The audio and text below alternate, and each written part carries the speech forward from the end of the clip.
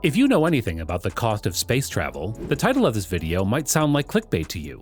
But if you don't know anything about space travel, the title of this video might sound like clickbait to you. And to be honest, I get it. There's just so much resources being put into spacefaring vessels that it feels like there's absolutely no way to launch rockets at zero cost. But if you're Elon Musk, or the people working at SpaceX, this is not a problem. There are other more important problems, like how to make the tip of their rockets as pointy as possible so that it looks cool. Maybe we'll address that in another video. But in this video, we'll be discussing how SpaceX plans to launch its rockets for free using a program called Rideshare. Welcome back to our channel. If you haven't already, make sure you hit the subscribe button and ring that bell so you're notified every time we upload a new video. The idea of launching rockets into space at no cost sounds ridiculous because throughout the history of space exploration, it has always cost a lot.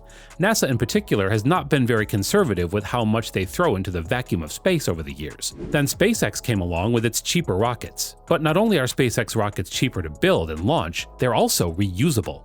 Fully reusable. Add all that together and what you get is NASA ditching their really expensive flights and catching the SpaceX spaceships to get to space. But these flights also cost something, unlike the SpaceX Rideshare program, which will cost SpaceX nothing. So what is Rideshare? Well, it's in the name. Rideshare is a program that lets several payloads share a ride into orbit. And this innovation is targeted at the smallsat industry. Rocket Lab has emerged as the top operator of this industry with its Electron spaceship, which stands at just 18 meters and 1.2 meters in diameter, compared to Falcon 9's 63.3 meter height and 3.7 meter diameter. However, it doesn't need to be big because the smallsat industry deals with shipping small satellites into orbit. Originally, satellites used to be very big and would weigh thousands of kilograms. However, these big satellites are not necessary for simple tasks like gathering scientific data or radio relay. Therefore, the development of miniaturized satellites or small sats weighing below 500 kilograms was necessary. With further advancement in technology, even smaller satellites called nanosats that weigh as low as 10 kilograms have been developed. However, a new problem arose, and this was the fact that paying $50 million, the amount for a SpaceX launch, just to throw an object about the same weight as 3 bricks into space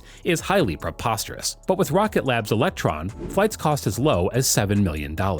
So it's clear why they boss the smallsat market. However, SpaceX has responded in the way they love to do best, because if anyone knows how to make something as cheap and affordable as possible, it's Elon Musk. Just ask Bitcoin traders. But seriously, what they've essentially done is to make ports available in the payload of their spaceships like the Falcon Heavy, where these small satellites can be attached. When they get into low orbit, they're deployed and the work is done. Rideshare booking is similar to booking an Uber, where you can select the desired orbit, launch date, and weight of your payload, and you'll get an immediate estimate of how much the trip is going to cost you. The cost of a single payload on the Rideshare program is as low as $1 million. There are also costs for add-ons to consider, like a port adapter, a separation system, payload electrical connectivity at the launch pad, fuel for the trip, and insurance. With these expenses covered by the owners of the small sats, SpaceX is launching these rockets at zero cost.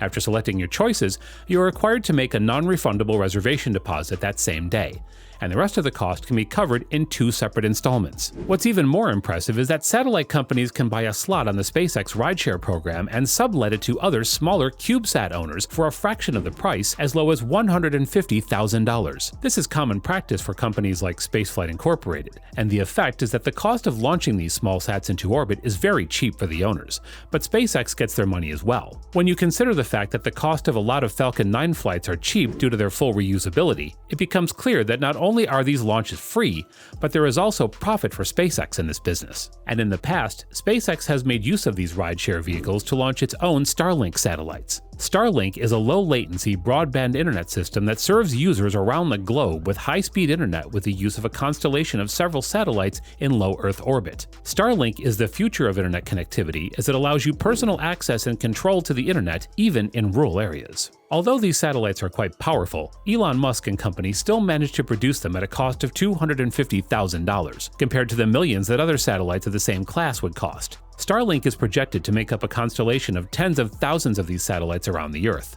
Seeing as this would cost a lot to launch, fitting it into rideshare launches with a cost covered by other satellites is the way to go. And the first rideshare launch had 10 Starlink satellites on the ride. But that's not enough. And there's only so much space that can allow for as many Starlink satellites that the company can squeeze into space for free. And this is where their new spaceship, the Starship, comes in. The Starship vessel completely obliterates the Falcon 9's 63-meter height and 3.7-meter diameter, as it stands at 120 meters and has a diameter of 9 meters. This makes the payload bay of the Starship way bigger than the Falcon 9. For comparison, the Falcon 9 can carry up to 60 Starlink satellites in its payload bay, whereas the Starship rocket will take up to 240 Starlink satellites in its payload bay easily. But it's beyond the sheer size of the vessel. The Starship is not only bigger than any other spacefaring vessel ever made, but it also has cheaper launch costs. It costs about $2 million to launch a Starship vessel. This is not only cheaper than the Falcon Heavy's $50 million, but it's also cheaper than Rocket Lab Electron's $7 million. This is because of the revolutionary materials used in making the spaceship,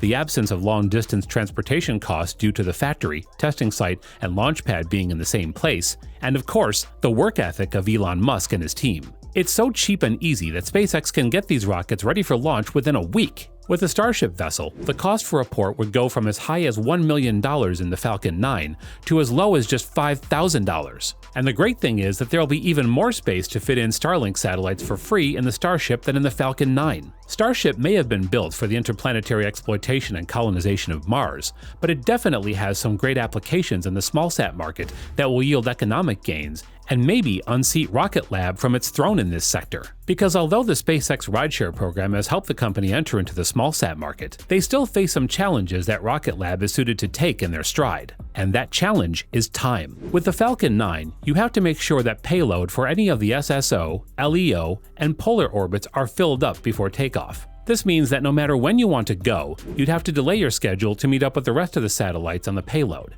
This is why the first thing you'll specify on the website is the orbit you want and the date you'd want to launch your rocket. Rocket Lab has a much smaller rocket for its own rideshare program. However, if it's a matter of urgency, they also have a dedicated program for single satellite launches for their customers. This costs more than their rideshare program, but because the cost to launch the Electron is way cheaper than what SpaceX would currently require for their Falcon 9, they currently take the lead on this one. At least for now. But we know that Starship launch costs less than the Electron, and so Elon Musk and his team cannot wait for the rocket to be fully functional so that they blow the competition into space. But what do you think? Will Rocket Lab survive the effect that Starship will have on their smallsat market dominance? Let us know in the comments below. And if you enjoyed this video, make sure to give it a like, and check out more awesome ones on the Simply Tech channel. Thanks for watching, and we'll see you next time.